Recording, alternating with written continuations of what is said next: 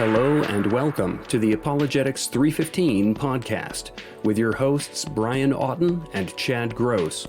Join us for conversations and interviews on the topics of apologetics, evangelism, and the Christian worldview. You never studied. Hello, welcome to the Apologetics 315 podcast. I'm Brian Auten. And I'm Chad Gross. And today we have the privilege of interviewing one of our favorite authors, Peter S. Williams. There's a lot of Peter Williams out there, but this is Peter S. Williams. He's written quite a number of books that I'm just thrilled about.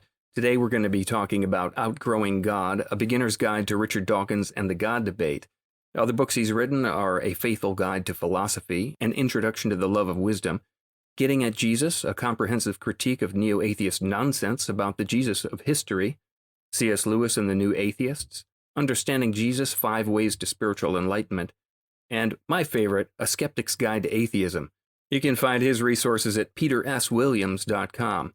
Chad, what are you looking forward to in today's interview? Well, honestly, one of the things I love about Peter S. Williams is that he's very knowledgeable and has a good understanding of the central issues in regard to theology, philosophy, and history. But he's one of those people that can also explain it in a way that is comprehensible to someone who's more of what we might call a layman.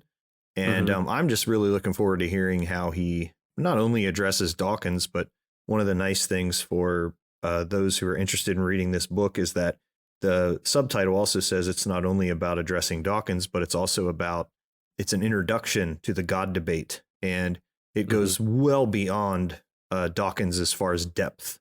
And so not only is it a great place to learn how to see where Dawkins is in error, but even I think more importantly than that, it's a great place to see some of the viable arguments for theism. Yeah. Even if you haven't read that book, or if you read some or any of Richard Dawkins' stuff, this is just a great intro to that material, the angle he's coming from, great overview of apologetics, because there's a wide variety of things that are addressed in the book. And it's done in a real nice discussion style, so you don't feel like you're just getting one author, speaking to you. But I'm really looking forward to this interview. And for those who are listening, you might notice a few audio glitches just in the first half, but I want to assure you those go away. And please stick with us to the end. It's a great interview. It will become smooth like butter. Peter, thanks for joining us for this interview today. How have you been? I've been good, thank you. Thank you very much for having me, guys. Now, I was looking at your credentials and whatnot, and you're the assistant professor in communication and worldviews at, how do you say that? So it's a university college in Norway called NLA University, but it has 3 different campuses, and my campus is at Gimlekollen in Kristiansand in the south coast of Norway. Okay, well, I didn't want to even say that in the intro because I was like, how do I semicolon Gimlekollen? I don't know how to say that. It's like sounds like something off the Lord of the Rings or something. It basically means Moose Hill. Nice. Yeah. So although I live and I'm based in Southampton in England, but I'm a 40% position with Gimlekollen campus of NLA University out in Norway. And when we're allowed to fly, I do occasionally fly out there to do work, and they bring a study tour of students over to the UK once a year, usually. Of course, at the moment, we've been doing a lot more of exploring how to use the internet to deliver teaching. So, Chad and I both have read your newest book. Now, first, before we get into that, though, my favorite book on the new atheism is your Skeptic's Guide to Atheism. I think it's like amazing. You represent the atheist side like broadly and thoroughly on all the things that really matter. And then you just really go to town on it in just a really robust way. Like there's more footnotes in your books than pages, I do love that. Yeah. So we really found your newest book, Outgrowing God, A Beginner's Guide to Richard Dawkins and the God Debate. Great. I loved it. Didn't make it all the way through Outgrowing God by Richard Dawkins. I thought, let me just get it from Peter here. Now, I guess the first question would be, tell us a little bit about Dawkins' newest book, why you think he's writing that. What's his audience, and has he covered any new ground or since the God delusion? It's a number of years since the God delusion, and maybe people are saying, well, what are we going back to Dawkins for here? Can you kind of elaborate there? Sure. So it was just last year, I think, that Dawkins brought out this latest book of his called Outgrowing God. And it's been called a kind of junior version of the God delusion. And that's kind of right in that he is writing to a slightly younger audience. I'd say he's writing to a sort of older teenage audience, a kind of A-level undergraduate kind of market, rather than writing directly for an adult audience. But it's certainly by no means a children's book, although he has in the past written a book for children on science called The Magic of Reality. So he's slightly tweaking the material for a new audience. And it's not exactly the same material as in the God delusion or the same sort of ordering of things, but it's very much the same kind of menu, slightly remixed, as it were. So he's looking at a broad range of issues to do with belief in a God of some kind, particularly, and then looking particularly at Judeo-Christian view of God and the Bible. Spends a lot of time talking about the Old Testament and the New Testament, before going on to talk in the second half of his book mainly about biological evolution and how he thinks Darwinian evolution undermines what he considers to be the best argument for belief in God, which is some kind of design argument from the appearance of design in the world. And he talks a little bit about cosmology and design as well. So he's covering a broad range of topics. Talks about morality in what I think of as a rather confused kind of a way, and a rather confused kind of order in his book. And indeed, in my response, I've kind of reordered the topics into what I think is a more sensible order of approaching the topics that he deals with in that book. But yeah, so it's very broad, and he's covering some material within his professional expertise within the realm of biological evolution, but a lot of material outside of his expertise, where he's dealing with philosophy of religion or ancient history, biblical theology, etc. Yeah. One of the things I was thinking of is that, you mentioned the reordering of the content of the book, and I wanted to bring the listeners' attention to sort of the way you've written it. It's not the same way as you've written in the past. This is sort of like written from the point of view of like a book study. So you've got various characters in dialogue. I found that really cool because, you've got a sort of like an atheistic worldview represented there who's questioning what Dawkins is saying. Then you've got maybe skeptical person, a Christian view there. So you've got these different characters, which adds a really great dynamic in my mind, because sometimes you read a book and it's just maybe a dry academic response. It's like, okay, this is information piled upon information, and it's only one point of view, but you've really kind of made it approachable in that way. I'm glad you said that. I did want to make it an approachable, sort of interesting to read response. And I actually really enjoyed writing it in this time-honoured philosophical form of the dialogue, but by setting it in a student reading group who happened to be reading Dawkins' book, and they're going through, meeting by meeting, going through his chapters. And as you say, then being able to have a Christian character, an agnostic character, and different kinds of atheist characters. So I have one student in the book who's very influenced by the new atheism, and another atheist student in the book who thinks that Richard Dawkins gives atheism a bad name, and there's much more ways to be an atheist than following Richard Dawkins. Just to not to paint all atheism with the same brush any more than you can really paint, all Christians or all religious believers with the same brush as well. So a diversity of viewpoints kind of interacting as they go through that material. And I wanted it to be to function as an genuinely educational tool, in a way that I was sort of shocked that Dawkins's book didn't work. I think that the fundamental thing that struck me with Dawkins's book is that he starts off with this sort of appeal to the readers to think about their religious beliefs and not just to have blind faith, not just to believe what they were brought up to believe, but to start thinking about it and asking tough questions. And as a philosopher and a Christian, I think that's all great as long as you're even-handed with it. But he's basically saying in that first chapter, don't just take things on authority. And then he spends the whole book as an authority figure, just telling the reader things, often things that are actually wrong, that he just tells them to believe on his authority, where he doesn't give footnotes, doesn't give a bibliography for, and doesn't equip the reader to be able to assess the information that he's giving them. As well as the student characters in our book, I've got the philosophy professor who is running this book club, who just plays a very neutral role, but who is teaching the students as they go through about logical fallacies, for example. And they find Dawkins making a logical fallacy, and the teacher will teach them about that logical fallacy and how it works.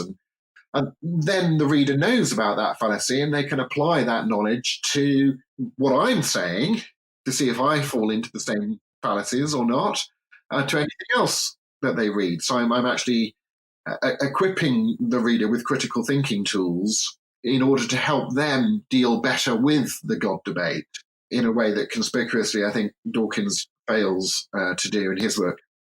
Yeah, I agree. And one of the things I thought that you pointed out that in myself when I read The God Delusion, and whenever I listen to Dawkins or read Dawkins, sometimes I have a hard time putting my finger on what exactly is bugging me. And one of the characters near the end of the book says that the way Dawkins approaches things in Outgrowing God actually discourages independent thought. Yeah. And that for me, hit the nail on the head. Like I said, yes, that's what it is. That's what I couldn't, put my finger on. I'm curious if the characters, if it's okay to call them characters in the book, are they based on friends, family, acquaintances, or were these just created? No, they were just kind of created. I use them as an opportunity to plow some of my life experience and some of my interests in life into the book. So the agnostic student happens to be a Japanese student, and you can see from my T-shirt, I'm wearing a Godzilla T-shirt. I'm a bit obsessed by all things Japanese. And she's studying music. I love music, and I studied music for my first year at university. And she and our Christian character, who's a Norwegian student called Astrid, they bond a bit over their mutual love of prog rock music. I love prog rock music, etc., etc. So there's things reflected in the different characters that I like. Thomas, who's the kind of new atheist skeptical student, he's studying classics. I studied classics at A level, but that allows him to quote some of the ancient Greek writings that are relevant to the things that are being talked about in the book. So he brings that classics background.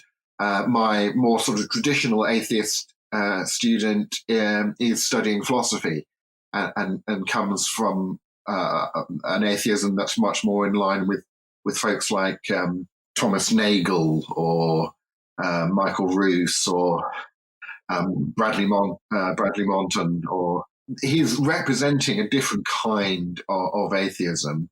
And the one thing that I was also particularly keen to do, sorry if I'm rambling, but when you get to the end of the book, if you've seen that apologetics film, Christian film, God's Not Dead, I've seen the first one, but not any of the sequels. And great. The student in that film gets an opportunity to give some arguments for God in his lecture discussions. And at the end of the film, he all of his previously skeptical classmates are now convinced that there is a God. They all kind of stand up, like completely unrealistic.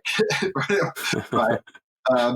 So I wanted that the students would not all change their minds at the end of the book, And although there's movement in some of the opinions of some of the characters, actually by the end of the book, no one has actually become a Christian who wasn't beforehand, right?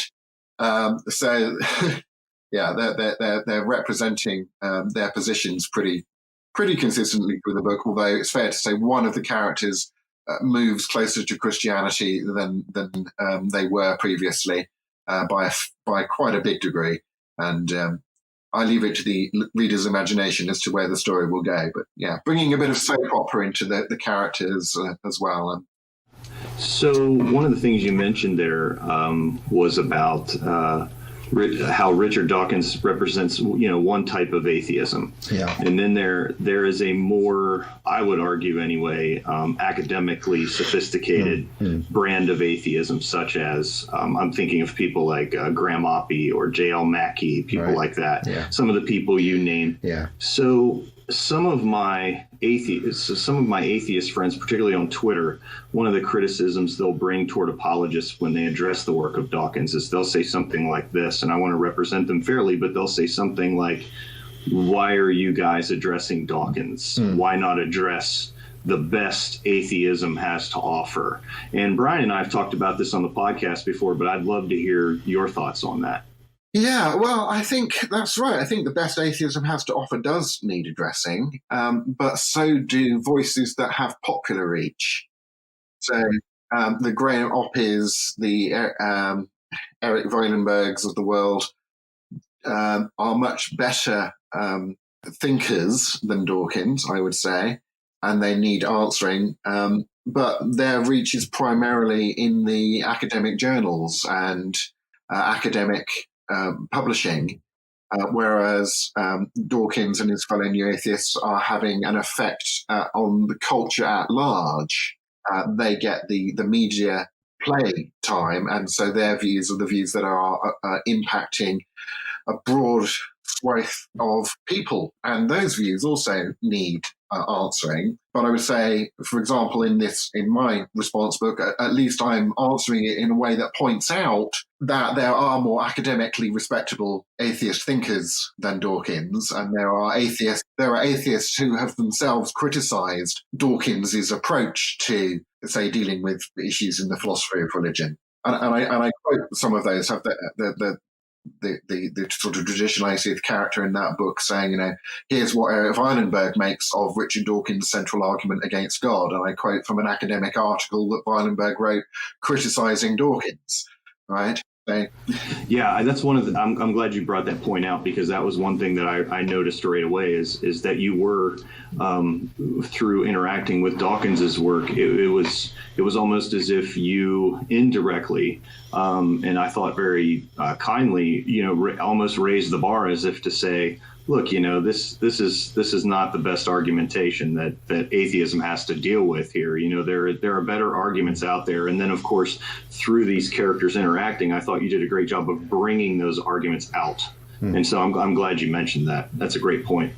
If I can throw in a question in there, we're talking about Dawkins maybe not being best representation of robust thinking atheism. The question would be sort of like, if you were sitting down with Dawkins yourself, what sort of things would you want to sort of challenge him on that you think are the major sort of columns of maybe the ways he's kind of, hey, Richard, you need to polish up these three categories. You could do a little bit better here. What would be those three main, or say two or three things that you think that are the main things that he doesn't fall into a better category of atheist thinker?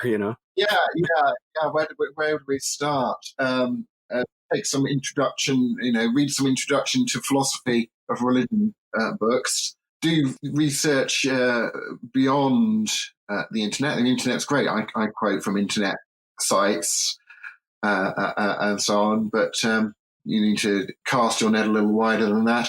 I think I would start maybe with theory of knowledge, because many at the foundation of a lot of the new atheism is a narrow theory of knowledge that is scientistic to some degree or other, and I think it's this that means that they don't take metaphysical arguments seriously and don't therefore fail to really engage rigorously with metaphysical arguments because they're not scientific arguments, right?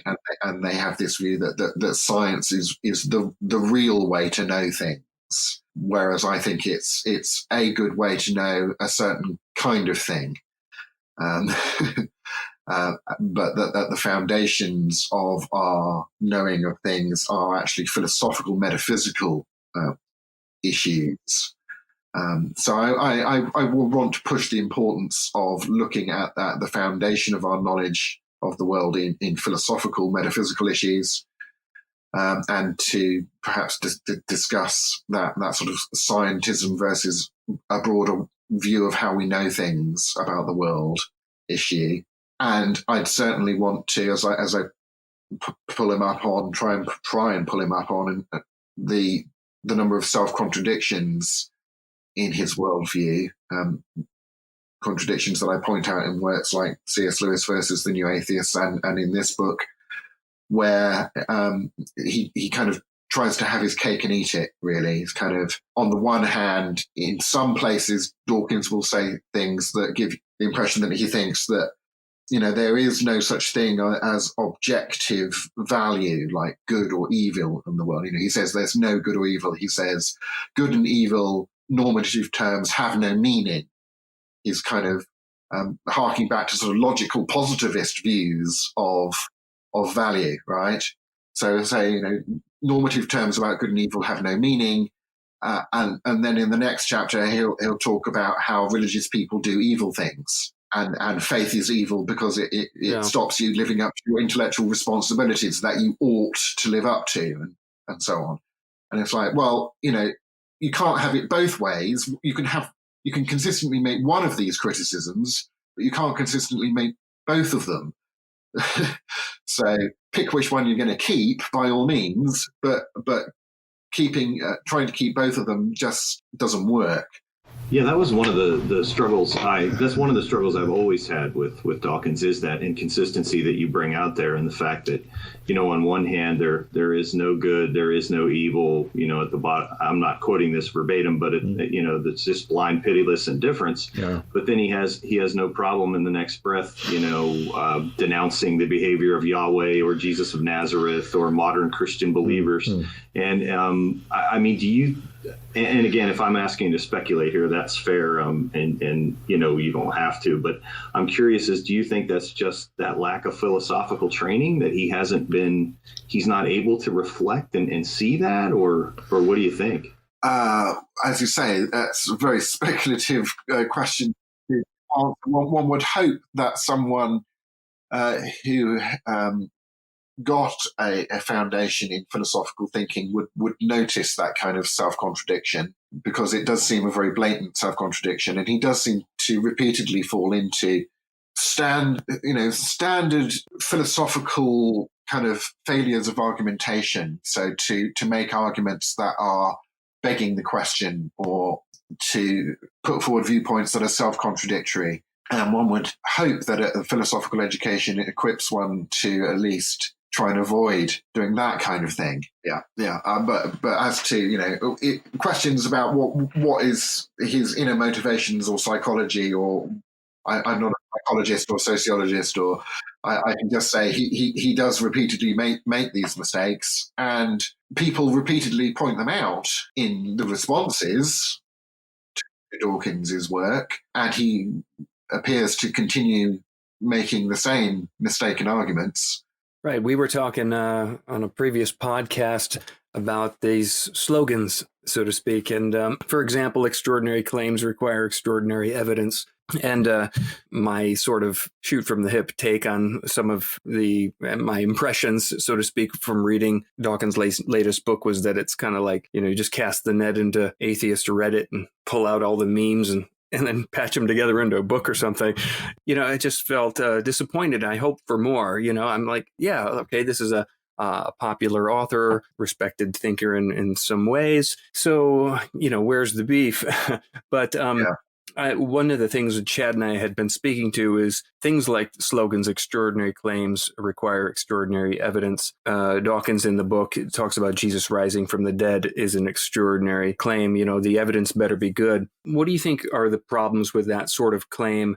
And, where do you think that someone errs in requiring extraordinary evidence? Yeah, I think it often does just function at a sort of aphoristic level as a slogan, and to make it actually meaningful within the context of a discussion of those kind of issues, you need to make it much more precise what you actually mean. So what qualifies something as being quote unquote extraordinary evidence? Is there a difference between evidence being good enough to convince you in the circumstances of the background beliefs plus the particular evidence and so on? Does anything distinguish that from extraordinary evidence? So if you actually try and cash out carefully what kind of data evidence is there, how do we make inferences from data to conclusions? How do our background beliefs affect how we're doing that, etc.? And you actually go through step by step, carefully defining everything, and then say, okay, so let's take the resurrection of Jesus. What's the relevant data that we can establish using what kind of historical critical rules? What kind of rules of explanation do we have whereby we tell whether one explanation is or is not better than another? How is this process being affected by our background beliefs? Which hypothesis as to what happened at Easter 2,000 years ago seems to be the best one on those criteria? The kind of stuff that I do very carefully over multiple chapters in a book of mine like Getting at Jesus. Then I think when you do that, if you approach the issue without a sort of hardline commitment to atheism, then you see that the resurrection hypothesis is a very strong hypothesis and outcompetes other hypotheses that one might want to chuck into the process. Really, all of that tough, step-by-step, careful, definitional, philosophical historical work is bypassed by what I think it was Tim McGrew who gave a lecture on this, basically saying that the extraordinary claims argument really often in practice just boils down to extraordinary claims require extraordinary evidence. I'm not really going to define what an extraordinary claim or extraordinary evidence are, but I'm going to call your claim extraordinary, and whatever evidence you give me, I know a priori isn't going to meet my standard, therefore I win. Well, that's just avoiding dealing with the issues rather than carefully dealing with the issues. And to do that, you need to pin things down in terms of careful definitions and go step by step through the arguments. And there's no avoiding doing that. That's helpful. Yeah, Brian and I, when we talked about, one of the things that I've noticed in actual conversations with skeptics is that when they, throw that kind of common slogan out, is one of the things I'll ask back is, say, well, can you explain to me what you mean by extraordinary evidence? Right. Like, what would the evidence be? And it just struck me over time as I've done that it's a very subjective claim. Because what is extraordinary to one person may not be extraordinary to the next, and vice versa. Yeah. So it's a kind of two could play at that game if you like. If the naturalist materialist wants to claim that human minds are just brains and that there is no soul or spirit above and beyond the body, well, that's an extraordinary claim. What's your extraordinary evidence for that claim? Et cetera, and but that's just like meeting foolishness with foolishness. Well, we don't want to get into that game. Let's just say, okay, you want to make that claim. You've got this hypothesis. I've got a different one. What are the ground rules of how we might sort out whether an argument for one or other of those views is a good one or not? Logically valid arguments work. We need to know how we're establishing what our starting points for arguments are. We need to know what our epistemology is. We need to delve into all of those issues and find out, well, where is it that our disagreement comes? Are we disagreeing because you've got a scientific theory of knowledge and I'm starting with a broader theory of knowledge? Is that what we need to talk about? Or do we both agree about how we know things and we're disagreeing about what the relevant data is? Or we need to work through the arguments until we track down where the disagreement is and see if there's anything that we can lever, rationally speaking, that would change each other's minds in the process. But just sort of wielding these slogans doesn't really help us advance our understanding of each other or the issues, particularly, I don't think. Yeah, I agree. That's one of the things that really comes out in the book when you as you mentioned, these different characters that have these different views. One of the things I love about it is it's a great model of how a discussion can look between people who disagree on incredibly important issues, but strive to represent each other fairly, to hear the other person, and they might not at the end of the day agree, but they're at least willing to hear the other individual. And so I think listeners, will appreciate that when they read the book, that they'll see that, hey, discussions like this are possible, because sometimes, especially on the internet, it gets a little rough. Yeah. I think Craig Blomberg, in his endorsement review of the book, kind of called it a sort of a teacher's paradise or something like that, a pedagogist's paradise, where all the students are like, they disagree agreeably and care for each other, and everything's wonderful in the garden. But it is a sort of idealized world, but it is at least putting forward an ideal, which I think we all ought to strive for. Another way that I see the book being used is, you mentioned that it's, as an author, Richard Dawkins has sort of a popular reach. In the same time, his arguments might be rightly said to be like just popular street level things you're going to hear. So in a way, it's just a great way to get exposed to a whole variety of common arguments, whether they're good or bad, and just systematically look at them in the best way possible and really turn them over and analyze them. Yeah, I mean, that's why I wanted that subtitle on the book, Outgrowing God, ? And it's clearly linked to Dawkins's new book, but I've called it, A Beginner's Guide to Richard Dawkins and the God Debate. Yes. So it's not just a book for people who want to know what's the response from a Christian to what Richard Dawkins says in this book, but that it does genuinely, as I say, act as a sort of introduction and educational tool to equip people to engage with the God debate in culture in a more equipped and serious way. Yeah, it's great for that. I don't know, maybe Chad, you have some things you wanted to pull out because you were mentioning, some of the different topics you really liked seeing in there. Yeah, I was really, picking up the book and looking at reading the description and reading a bit about it. I wasn't exactly sure what to expect when it was a dialogue. I was really impressed with the width and depth of topics that you were willing to able to address, and not only address, but you address them with some of the best that Christian scholarship has to offer. I mean, there were things in there that I just thought, oh my gosh, this would be great to give to my atheist friend who isn't even necessarily like a Dawkins guy. But even if you're not a Dawkins guy, you can read this book and really get the best of both worlds as far as the God debate goes. And I think it just serves as a really good, and I may have said this already, but it just serves as a really good example of how we as Christians should represent the other side, but then also how we should represent our own side. And one of the things too, I thought was, for example, one of the things that's really hard to stomach for me with Dawkins is how he deals with the Bible. And I know I'm not alone there. And one of the things that he says there in the book is, you bring out the idea that there are two ways scholars generally approach the Old Testament. And of course you can elaborate on this. I'm just going to but there's the minimalist view, those who believe the Old Testament has, basically little or no historical value. And then there's the maximalist view. And these people, as you explain, fall on kind of a continuum of optimism about the biblical text as a historical source.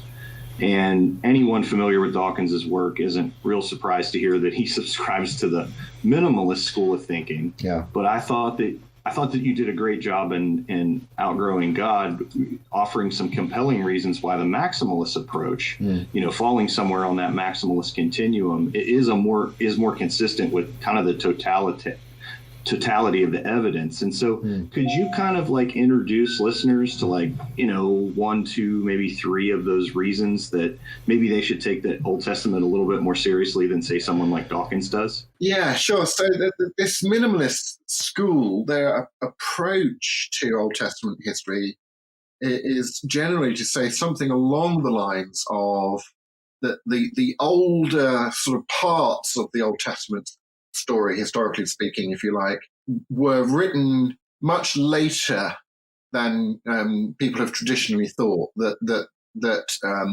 the early parts of the Old Testament were written by the Jews during the time of the Babylonian exile or later, right, as a way of sort of giving themselves a national story and a community cohesiveness under the pressure of exile in Babylon.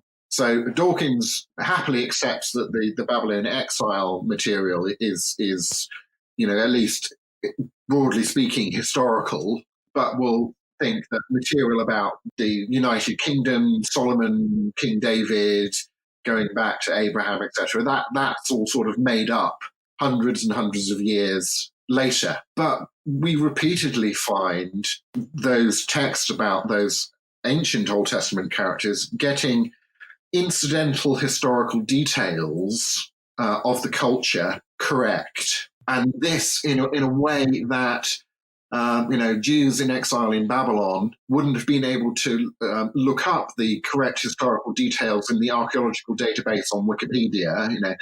Archaeology wasn't a subject back then, and they didn't have Wikipedia. But nonetheless, they somehow managed to get the changing price of slaves correct over history, or to know what kind of wood is available in Egypt, even though it doesn't exist in Palestine, or they know about the Egyptian farming calendar, or all sorts of incidental details, and often things that Dawkins actually gets wrong, just flat out wrong as well. So he says, for example, about King David, he's probably made up figure, and if he did exist, even if he did exist, he's probably just a sort of little local chieftain kind of thing.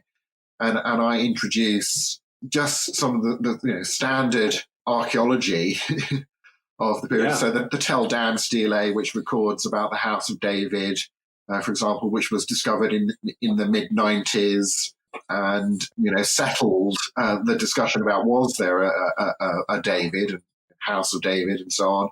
And look at some of the more recent archaeology that just seems to keep dribbling in about there being an organized, large-scale state during the United Monarchy, so-called United Monarchy period, looking at various archaeologies from a range of archaeologists with different worldviews as well, so Jewish archaeologists as well as Christian archaeologists, and just quoting sort of standard sources. So there's a debate in the field, certainly, but I think the evidence continues to come in against this minimalist kind of it was all made up later view, and for at least thinking that they had access to. You just have to say they had access to information that accurately was transmitted over a long period from the times and places that they're talking about, or that the material was written earlier than the minimalists think. And either way, that the older Old Testament stories, if you like, demonstrably, I think, at least have roots in historical memory. That doesn't prove all the details of all the stories, but I think it puts you, I think the evidence puts you comfortably somewhere on the maximalist scale rather than on the minimalist side of the scale. Yeah. Yeah, I liked how I had never heard that described that way, that kind of on that scale. And I thought that was really helpful because, sometimes people in the Christian circles will dismiss other people if they don't meet this list of criteria on the maximalist, right. End of things. And so I thought that for me personally was really helpful. And then also I'm trying to find it right now actually, but I know that you wrote a ebook because I featured it on Truth Bomb called Digging for Evidence. Yeah. It's on christianevidence.org. Christian Evidence. Or you can also click it through from my book section of my website. That's okay. Easier. It's on there too. So I was really happy to see you address the topic of slavery in the Bible, particularly. I find this just an ongoing challenge presented to the Christian theist. I know questions like, why does the Bible advocate slavery, which I know is assuming it does, and why didn't God abolish slavery? Popular YouTube atheists such as Matt Dillahunty, or of course like Dawkins, they continue to use this argument. I was really pleased, and I found it personally really helpful to see how you demonstrated that the slavery in the Old Testament was quite different from what most modern folks imagine when they hear the word slavery. Could you unpack that a little bit for our listeners about kind of that difference between Old Testament slavery versus what we imagine as slavery? Yeah, sure. So when we read slavery, we tend to think in terms of the slave trade that got abolished in the 19th century, of the slave triangle between England and Africa and America and the plantations, and slavery that of that ilk. Whereas in the ancient world, and particularly looking at ancient Israel, or even translating it as slavery is somewhat controversial among the scholars when you read this, because at least for Israelite slaves, it is perhaps better to call it some kind of mutually agreed bonded period of service.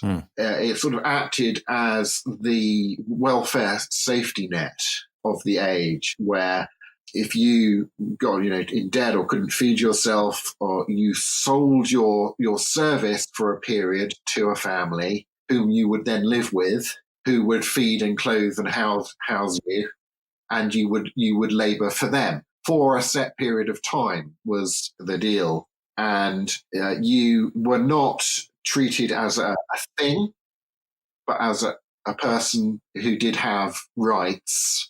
And you had protections in the Jewish law of those rights, so that slave owners couldn't just treat slaves, however they liked. And certainly if you can comparing the kind of view of slaves in Israel versus other societies around them at the time, the rules, the legal view of slaves was a higher one in Israel than in surrounding cultures. So, for example, in the Jewish law, kidnapping people to turn them into slaves was illegal, and slaves who ran away could seek sanctuary in Israel, whereas in other cultures it was a duty to return runaway slaves to where they had come from. Right. So that actually Israel kind of acted to protect people in those situations. So that's some of the ways in which there's a difference that kind of gets a little bit obscured by using just the same word that we immediately associate with sort of antebellum slavery, and that the historical picture is really more complex than that. Yes. Yeah. And just an encouragement to listeners, if you want a really good, concise treatment of Old Testament and New Testament, just for the sake of the word, since we're talking about it, slavery, this is a really great resource for that. So I'd highly recommend it. I also think perhaps it's worth sort of saying about endorsing this difference between looking at the sort of agenda that's set out in Genesis about human rights and dignity. That is a very high bar, and that bar is not always kept to throughout the rest of the Bible and the cultures there, including, I think, Israelite culture.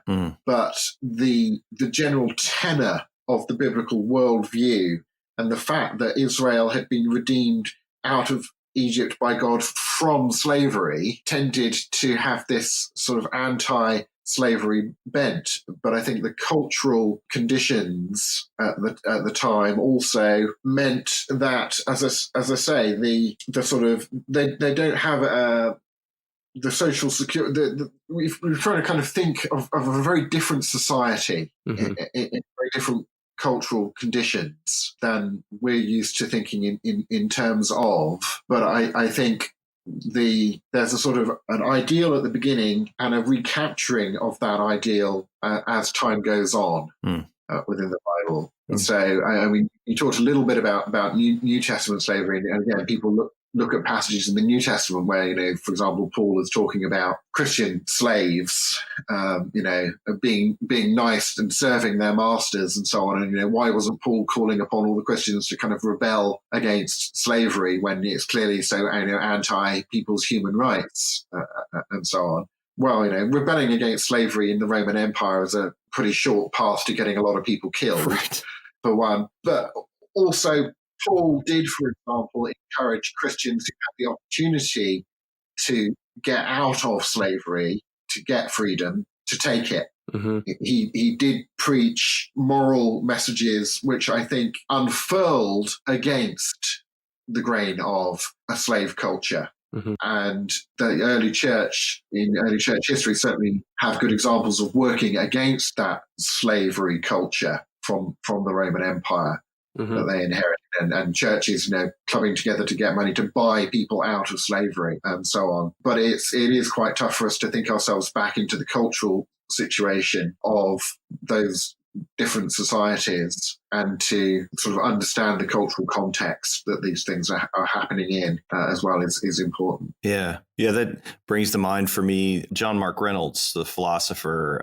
He wrote a book with Philip Johnson. I think it was called Against All Gods, and it's kind of a shorter response to the new atheism. And one of the points that Reynolds brings out there that I found helpful was that, and it's consistent with what you're saying, is that God puts things into place where we can develop morally, but he also wants us to have a hand in it so that we can have some ownership over it instead of him just, laying down like, okay, this is over and now this starts. And so, does that make sense? Yeah. I think it is a tough issue. I mean, people sometimes make this analogy with, Jesus is teaching about divorce when he points back to the Genesis account, and sort of, God intended marriage to be, a commitment for life, right? But Moses in the law permitted you to divorce each other, but this is not God's ideal.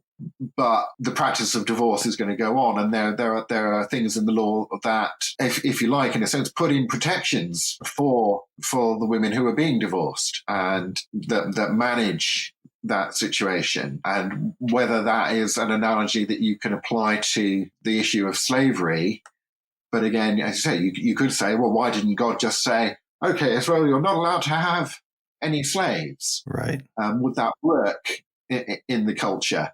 Would people have gone along with it or not? Would they have rebelled from that? Would it have been practicable in the cultural situation of the day? Perhaps it's easier for us to think that maybe we know the answer to those kind of questions, and actually it's maybe quite hard to know the answer to those kind of counterfactual questions. Yeah. As we're kind of like talking about the slavery issue, and in the book, in Dawkins' book, he kind of obviously uses that as a moral judgment against the Bible. But there's quite a good section in the book talking about moral values, about how we ground morality. Can you talk a bit about, and I don't know if this is how the original book was structured, Dawkins' book was structured, but you sort of address it in a different order. Is that related to how he brings up moral objections? And right. How does that work out? Dawkins brings up various incidents within the Bible, and particularly the Old Testament, where he wants readers to judge the character of Yahweh, whether you believe Yahweh exists or not, but as a character in the story of the Old Testament, to judge him to be a moral failure, to be a bad character. right? But he does this before, in the book, he introduces his discussion about the topic of good and evil and how we make moral judgments about things. But that felt like the wrong order, and partly because of this issue that actually we know, and particularly from other things that Dawkins has written, that he doesn't think that there is an objective moral order. Right. And so there's a sort of a contradiction involved in him saying, on the one hand, as we've talked about, there's no good and evil. On the other hand, saying God's an evil character, right? You can't kind of hold both of those things at the same time consistently. But he's just trying to get people to make, what do you think about God? And maybe the reader thinks that there really are, as one of my characters, Thomas, the new atheist character, says, I really want to actually objectively say, this God character is doing stuff that he shouldn't do, that's bad, it's evil, that I want to condemn things that are in the Bible that I think are immoral, whilst realizing that means he has to admit that there is an objective moral order. Yeah. And realizing that means he has to grapple with the metaphysical issue of, well, what kind of worldview makes the best sense of the existence of such an objective moral order? And that gets you into the moral argument for at least some kind of theism, right? Now, Dawkins can avoid getting into that moral argument for theism by saying, well, I don't think there is an objective moral order that needs explaining. But that leaves him high and dry in terms of wanting to say anything about Yahweh or people in the Bible or Christians today doing anything that is, objectively speaking, morally wrong. And that's why I have one atheist character who wants to say things are wrong and these things in the Bible are wrong, and another atheist character who wants to say, I see the difficulty that's leading to here, philosophically speaking, and so I am a moral subjectivist, and I don't think there is anything objectively right or wrong. Yeah. But I see that means that I can't make any objective moral criticisms of anybody anywhere, including in the Bible. Yeah. Right. Yeah. So yeah, I thought that wrestling was brought out really well in the book, and how he was, kind of straddling the line of, I want to say this, but to be consistent, I really can't. So I've got to stay over here on the subjectivist line. I thought that was really interesting how that was brought out. What do you think about? So I'm thinking here of non-believers' attempts, say Sam Harris, the moral landscape. Perhaps a less impressive attempt. Eric Wielenberg, he had a debate with William Lane Craig, Robust Ethics. Do you think there's any hope in grounding objective moral truths in anything other than God? And if not, why not? Right. So I think the best attempt would be some kind of moral platonism that says there is an objective kind of standard of goodness, but I think that view still at least has great problems with moral duties and obligations and this kind of prescriptive nature of morality in our experience. So how do you, there are various lines of argument under the umbrella of the moral argument.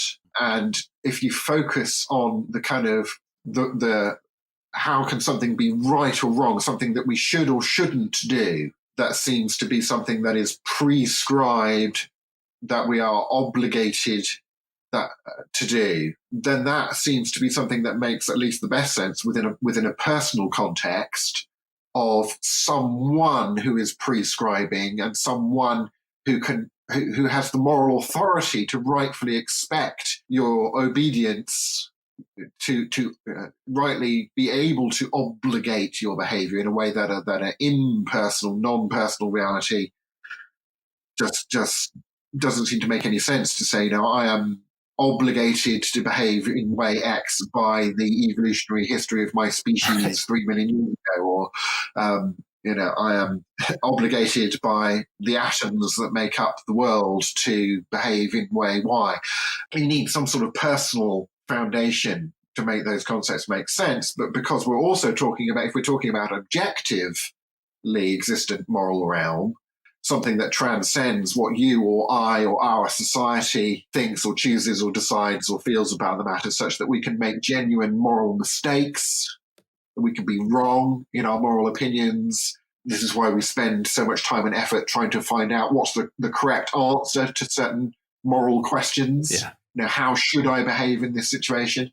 Seems to be something that matters, and we put a lot of effort into trying to find out the answer to. There's this transcendent nature to these moral prescriptions and obligations that we're trying to discover. They're not things we invent. Therefore, we're sort of pushed towards rooting this moral realm in a transcendent personal reality. So that's a sort of one side of the moral argument. I think the other side would be about, you know, can there be this realm of moral ideals in a naturalistic materialistic universe? If there's an ideal, there has to be some sort of idea, and maybe some kind of Platonic. There is the form of the good, whatever. Can there be an idea that's not an idea in a mind of someone? Put the views together, but maybe you can go that route. But how do you explain the sort of prescriptive, the obligatory, or another line of argument is does it make sense for us to feel guilt or to feel shame before this source of moral obligation and prescription? Not, you know, I do something and I feel guilty before that moral reality, even though no one else knows about what's happened. You know, I can feel guilty before personal realities again, but not before impersonal realities. If there's more to the situation than just feeling guilty before my own judgment, but then if, you know, it's not just me making it the case that something's right or wrong, that would be inventing. I'm Yeah. If we're talking discovering again, then we're talking about some sort of objective realm. So there's a number of lines that cumulatively together, I think, point towards the need to bring in some sort of transcendent personal reality to the moral realm in order to best explain it. One of the fascinating things for me regarding the moral argument is, you know, Dr. Craig and of course, philosophers like you bring out this idea of our moral intuitions, you know, or what one might say what we can't not know, you know. And in Dawkins's first debate with John Lennox, I'll never forget, they were discussing objective moral truths. And there was this moment in the debate when Dawkins was trying to grapple, you could see, with these moral truths that impress themselves upon us. And he said, there just seems to be something in the air, you know, like there's something out there. And I remember I was doing a Sunday school class and I told my Sunday school class, I said, that's Richard Dawkins struggling to explain objective moral truth. Yeah, there's something in the air. You know, what's the best explanation of this something that we all experience? Yeah. That's right. I think you either end up having to explain it away, and say, actually, that's some kind of delusion. Yeah. And there isn't really, as there does appear to be, these objective moral values. So you have to have some kind of error, kind of conspiracy, explain it away theory. And the burden of proof is on that error theory, because it's saying, I know it seems like this is true, but here's why you should think nonetheless that's not. Whereas on the other hand, if you do follow the way it seems that reality is, then the best explanation for that reality being the way that it does seem to be would certainly seem to be a theistic one. Yeah. So one of the things that really struck me in reading the book was how you chose Astrid, who for listeners is the Christian character in the book. And you have as part of her story arc, if you will, that she struggles with depression. And depression, since my young adult life, is something I've battled off and on. And I was just wondering, what was the thinking behind allowing which I found it very refreshing, but I was curious as to what the thinking was behind choosing the Christian character to be the one struggling with depression, because so often we see Christians portrayed in that kind of God's not dead kind of way where everything is rosy and peachy. And does that question make sense? Yeah, absolutely. And that's basically why I wanted to do that, because I wanted to undermine that popular caricature. Yeah. And to give her a sense of, that was my way of giving that character a sense of reality and a sense of relatability. I think it gave something for the other characters to sort of understand her as a person through as well, and was also another way of drawing on my personal experience into the characters of the book, because I suffered with depression when I was at the end of my undergraduate degree as well. So that's something, I've been there. Yeah. And for different reasons than Astrid is there. But that was yet another sort of bringing personal experience to try and make these characters in the book sort of slightly rounded characters rather than just philosophical dialogue caricatures representing certain positions. Yes. To make the book more interesting. But yeah, I didn't want everything to be sort of Astrid to be this sort of character who was on top of everything. I found just everything easy and would be just this sort of halo shining around her, kind of everything's wonderful for her. The fact that, she does well, because she's representing the position. She does well at representing the Christian position in her dialogue with her friends. But some days she doesn't manage to get out of bed and she doesn't make it to the meeting because she's just feeling too depressed. And that's real. That's real life. And I didn't want Christians reading the book to kind of be overly awed by the Christian character and kind of think, I've got to have everything together in life in order to be a good ambassador for Christ. Yeah. Amen. Right. Yeah. Well, I found it super helpful. And I think that with what you set out to do with the characters, you succeeded, because halfway through the book, I didn't expect to begin to actually care about the characters because I was focused more on the content, the conversation. But by the end, I actually found myself thinking like, oh, what's going to happen to Astrid? What's going to happen to Thomas? Yeah.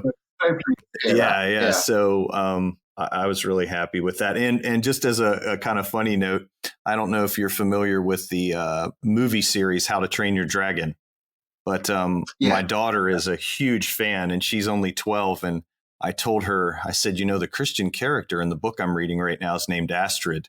And that's one of the key characters in the series.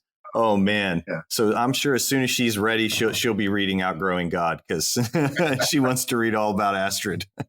Well, very good. Peter, we want to just really thank you for taking the time to do the interview. Yes. Thanks for writing the book. There's a great resource page for the Outgrowing God ?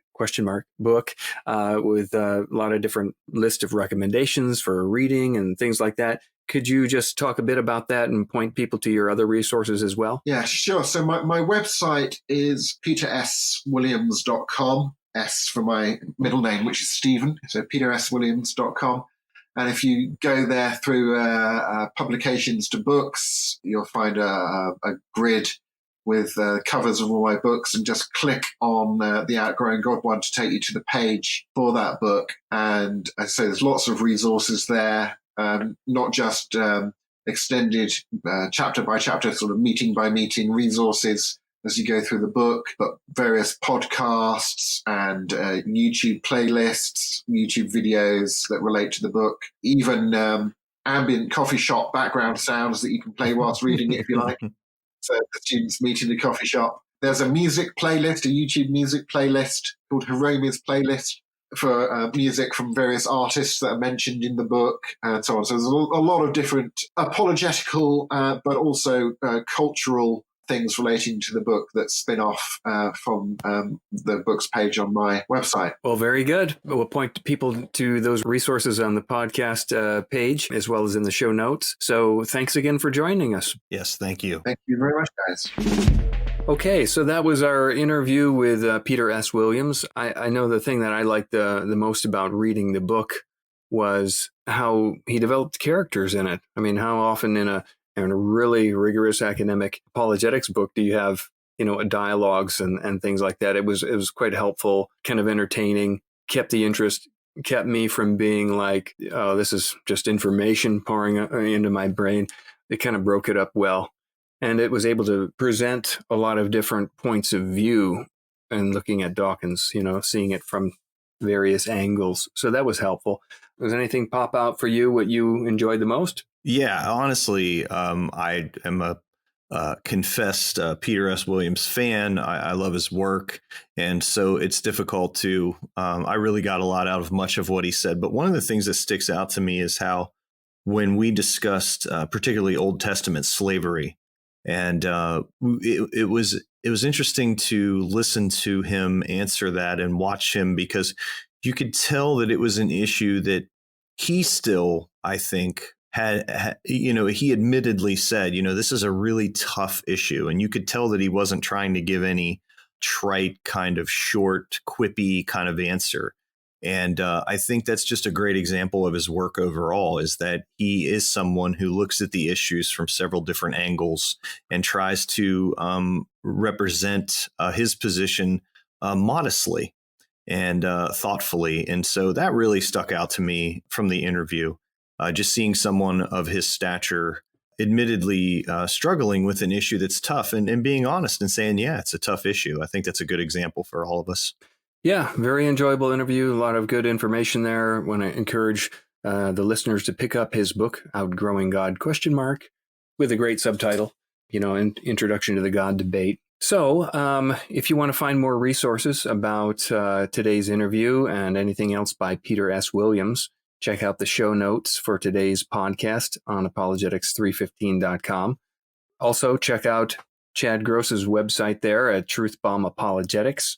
If you've enjoyed this interview, make sure to share it with others. Please send your emails with questions or feedback to podcast@apologetics315.com. Thanks so much for listening, and we'll see you next time. Amazon is offering sign-on bonuses up to $1,000, plus get up to $20 an hour for select roles. The best part? We're hiring near you. So start now to take home something greater. New, higher wages with a sign-on bonus, a range of real benefits, and career growth opportunities in a top-rated workplace. So earn more and see how great pay and sign-on bonuses can lead to a greater life for you. Go to amazon.com/apply. Amazon is an equal opportunity employer. Peacock fuels your true crime obsession with exclusive new originals. John Wayne Gacy, Double in Disguise. Clowns can get away with murder. And Epstein's shadow, Ghislaine Maxwell. She inherited Jeffrey Epstein's secrets. Plus the most bingeable crime series, Snapped. Sign up now at peacocktv.com.